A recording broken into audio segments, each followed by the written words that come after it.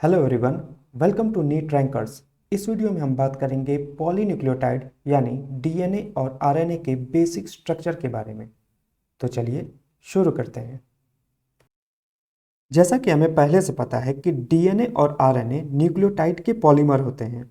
इसका मतलब है कि कई सारे न्यूक्लियोटाइड आपस में मिलकर एक पॉलीन्यूक्लियोटाइड चेन बनाते हैं जिसे हम डीएनए या आरएनए कहते हैं। तो अगर हमें इन पॉलीन्यूक्लियोटाइड चेन को समझना है तो सबसे पहले हमें न्यूक्लियोटाइड की स्ट्रक्चर को समझना होगा। अगर हम न्यूक्लियोटाइड की बात करें तो यह कुल 3 कंपोनेंट से मिलकर बना है: फॉस्फेट ग्रुप, पेंटोज शुगर और नाइट्रोजनस बेस। अगर हम फॉस्फेट ग्रुप को हटा दें और केवल पेंटोज शुगर और नाइट्रोजनस बेस को लें तो इसे हम न्यूक्लियोसाइड बोलेंगे। तो पेंटोज शुगर और नाइट्रोजनस बेस को मिलाकर हम न्यूक्लियोसाइड बोलेंगे, और अगर उसमें फॉस्फेट को भी ऐड कर दें तो वह न्यूक्लियोटाइड बन जाएगा। अब आगे हमें इन सभी चीज़ों को डिटेल में देखना है, तो सबसे पहले हम शुरू करेंगे पेंटोज शुगर से। पेंटोज शुगर 5 कार्बन का एक हेट्रोसाइक्लिक कंपाउंड होता है जिसमें जो 5वां कार्बन है वो रिंग के बाहर होता है। इस शुगर को हम नाम देते हैं राइबोज शुगर। अगर हम इस राइबोज शुगर के सेकेंड कार्बन पर लगे OH में से एक ऑक्सीजन को हटा लें तो इसे हम कहेंगे डीऑक्सी राइबोज शुगर। डीऑक्सी क्यों? क्योंकि ऑक्सीजन हटा लिया गया है। कहाँ से? सेकेंड कार्बन से। अब ये दोनों शुगर मॉलिक्यूल अलग अलग न्यूक्लिक एसिड में यूज होते हैं। जैसे राइबोज शुगर यूज होता है आरएनए में और डीऑक्सी राइबोज शुगर यूज होता है डीएनए में।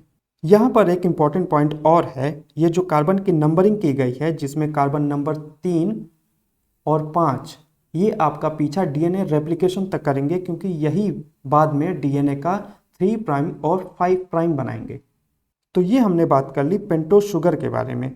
अब हम बात करेंगे नाइट्रोजनस बेस के बारे में।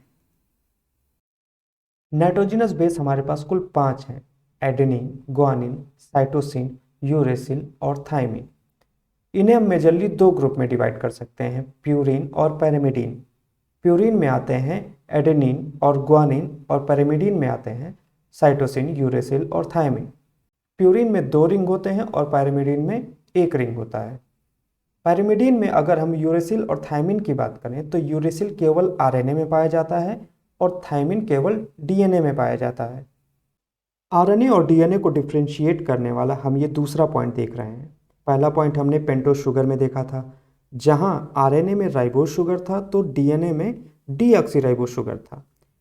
यहाँ तक हमने शुगर मॉलिक्यूल और नाइट्रोजनस बेस पढ़ लिया है। अब हम न्यूक्लियोसाइड बना सकते हैं, क्योंकि न्यूक्लियोसाइड बनाने के लिए हमें केवल शुगर मॉलिक्यूल और नाइट्रोजनस बेस चाहिए। तो यहाँ पर हमने एक राइबोज शुगर ले लिया और एक नाइट्रोजनस बेस एडेनिन को ले लिया। अब इन दोनों में बॉन्डिंग होगी और जो न्यूक्लियोसाइड बनेगा उसे हम कहेंगे एडिनोसिन। यहाँ पर शुगर मॉलिक्यूल और नाइट्रोजनस बेस के बीच बनने वाले बॉन्ड को एन ग्लाइकोसिडिक लिंकेज कहते हैं। अब हम आरएनए और डीएनए में बनने वाले सभी न्यूक्लियोसाइड को बनाएंगे। सबसे पहले आरएनए का न्यूक्लियोसाइड। इसके लिए हमें चाहिए एक राइबोज शुगर और उसमें हम ऐड करेंगे एक नाइट्रोजनस बेस को, जैसे यहाँ हमने एडेनिन को ऐड कर लिया। अब ये न्यूक्लियोसाइड तैयार है एडिनोसिन। ऐसे ही एक और राइबोज शुगर लिया और उसमें नाइट्रोजनस बेस ग्वानिन लगाया। इस न्यूक्लियोसाइड को हम कहेंगे ग्वानोसिन। और फिर ऐसे ही साइटिडीन, यूरिडीन, थाइमिडीन नाम का न्यूक्लियोसाइड बना लिया। लेकिन अभी थोड़ी देर पहले ही हमने बात की थी कि आरएनए में थायमिन नहीं होता है, थायमिन केवल डीएनए में पाया जाता है। तो ये न्यूक्लियोसाइड यहाँ एग्जिस्ट नहीं करेगा। तो यहाँ पर हमने आरएनए के कुल 4 न्यूक्लियोसाइड बना लिए हैं। ठीक इसी तरह हम डीएनए के न्यूक्लियोसाइड बनाएंगे। इसके लिए हमें चाहिए एक डीऑक्सीराइबोज शुगर और उसमें हम ऐड करेंगे एक नाइट्रोजनस बेस को। इससे मिलकर जो न्यूक्लियोसाइड बनेगा उसे हम कहेंगे डीऑक्सी एडिनोसिन। और ऐसे ही डीऑक्सीग्वानोसिन, डीऑक्सीसाइटिडीन, डीऑक्सीयूरिडीन और डीऑक्सीथाइमिडीन नाम का न्यूक्लियोसाइड बना लेंगे। यहाँ पर भी सेम प्रॉब्लम, यूरेसिल केवल आरएनए में पाया जाता है, डीएनए में नहीं। तो डीऑक्सीयूरिडीन नाम का न्यूक्लियोसाइड एग्जिस्ट नहीं करता है। तो हमारे पास आरएनए और डीएनए के कुल 4 न्यूक्लियोसाइड बनकर तैयार हैं। अब हम इनसे न्यूक्लियोटाइड बनाएंगे। और न्यूक्लियोटाइड कैसे बनेगा? न्यूक्लियोसाइड में हम फॉस्फेट ग्रुप ऐड करेंगे। सबसे पहले आरएनए। ये हैं आरएनए के सभी 4 न्यूक्लियोसाइड।